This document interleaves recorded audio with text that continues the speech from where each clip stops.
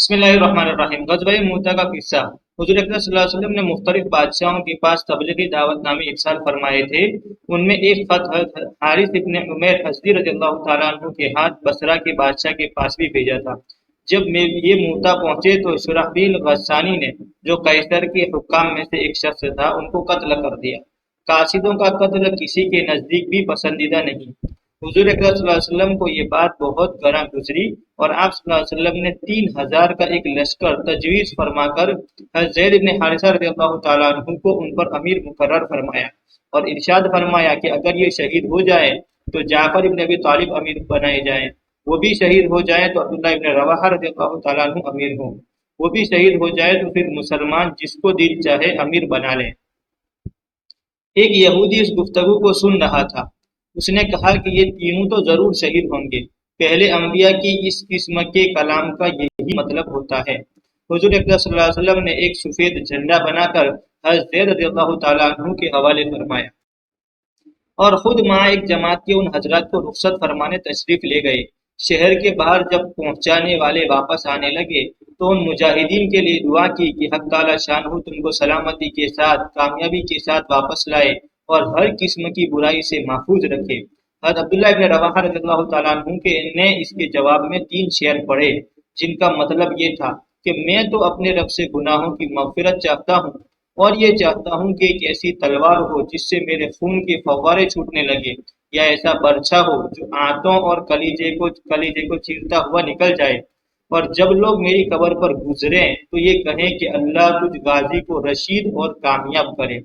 واقعی تو تو رشید اور کامیاب تھا۔ اس کے بعد یہ حضرات روانہ ہو گئے۔ شرحبیل کو بھی ان کی روانگی کا علم ہوا۔ وہ 1,00,000 فوج کے ساتھ مقابلے کے لیے تیار ہوا۔ یہ حضرات کچھ آگے چلے تو معلوم ہوا کہ خود ہرقل یا ہرقل، مختلف طریقے سے پڑھا گیا ہے، روم کا بادشاہ بھی 1,00,000 فوج ساتھ لیے ہوئے مقابلے کے لیے آ رہا ہے۔ ان حضرات کو اس خبر سے تردد ہوا، شک ہوا کہ اتنی بڑی جمعیت کا مقابلہ کیا جائے یا حضور اکرم صلی اللہ علیہ وسلم کو اطلاع دی جائے۔ حضرت عبداللہ ابن رواحہ رضی اللہ تعالیٰ عنہ نے للکار کر فرمایا، اے لوگو، تم کس بات سے گھبرا رہے ہو؟ تم کس چیز کے ارادے سے نکلے ہو؟ تمہارا مقصود شہید ہو جانا ہے۔ ہم لوگ کبھی بھی قوت اور آدمیوں کی کثرت کے زور پر نہیں لڑے، ہم صرف اس دین کی وجہ سے لڑے ہیں جس کی وجہ سے اللہ نے ہمیں اکرام نصیب فرمایا ہے۔ آگے بڑھو، 2 کامیابیوں میں سے ایک تو ضروری ہے، یا شہادت یا غلبہ۔ یہ سن کر مسلمانوں نے ہمت کی اور آگے بڑھ گئے، حتیٰ کہ موتا پر پہنچ کر لڑائی شروع ہو گئی۔ حضرت زید رضی اللہ تعالیٰ عنہ نے جھنڈا ہاتھ میں لیا اور میدان میں پہنچے۔ گھمسان کی لڑائی شروع ہوئی۔ شرحبیل کا بھائی بھی مارا گیا اور اس کے ساتھی بھاگ گئے۔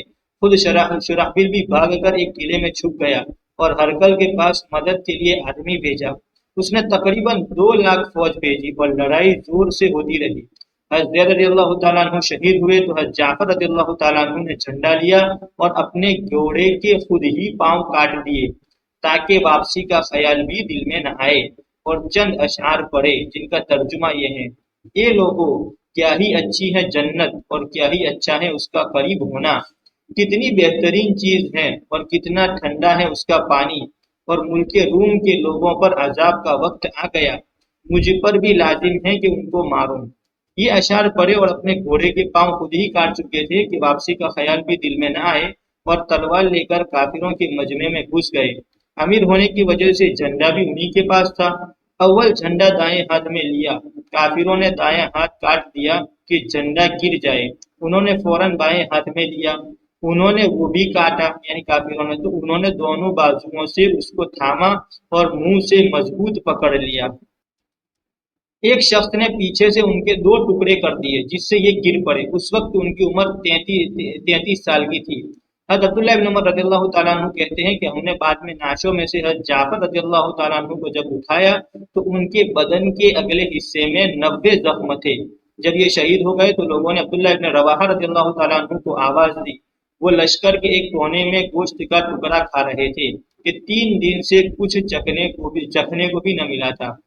وہ آواز سنتے ہی گوشت کے ٹکڑے کو پھینک کر اپنے آپ کو ملامت کرتے ہوئے کہ جعفر رضی اللہ تعالیٰ عنہ تو شہید ہو جائے اور تو دنیا میں مشغول رہے، آگے بڑھے اور جھنڈا لے کر قتال شروع کر دیا۔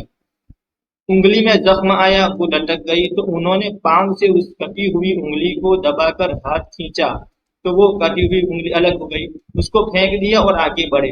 اس گھمسان اور پریشانی کی حالت میں تھوڑا سا تردد بھی پیش آیا کہ نہ ہمت نہ مقابلے کی طاقت، لیکن اس تردد کو تھوڑی ہی دیر گزری تھی کہ اپنے دل کو مخاطب بنا کر کہا، او دل، کس چیز کا اب اشتیاق باقی ہے، یعنی شوق باقی ہے جس کی وجہ سے تردد ہے؟ کیا بیوی کا ہے تو اس کو 3 طلاق، یا غلاموں کا ہے تو وہ سب آزاد، یا باغ کا ہے یعنی کاروبار وغیرہ کا ہے تو وہ اللہ کے راستے میں صدقہ۔ اس کے بعد چند شعر پڑھے جن کا ترجمہ یہ ہے، قسم ہے او دل تجھے اترنا ہوگا، خوشی سے اتر یا ناگواری سے اتر، تجھے اطمینان کی زندگی گزارتے ہوئے ایک زمانہ گزر چکا، سوچ تو آخر تو ایک قطرہ منی ہے، دیکھ کافر لوگ مسلمانوں پر کھینچے ہوئے آ رہے ہیں، تجھے کیا ہوا ہے کہ جنت کو پسند نہیں کرتا؟ اگر تو قتل نہ ہوا تو ویسے بھی آخر مرے گا ہی۔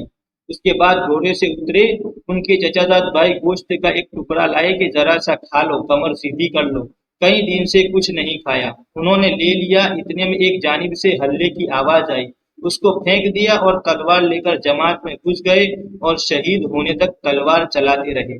فائدہ: صحابہ رضوان اللہ تعالی علیہ مجمعین کی پوری زندگی کا یہی نمونہ ہے، ان کا ہر قصہ دنیا کی بے ثباتی اور آخرت کے شوق کا سبق دیتا ہے۔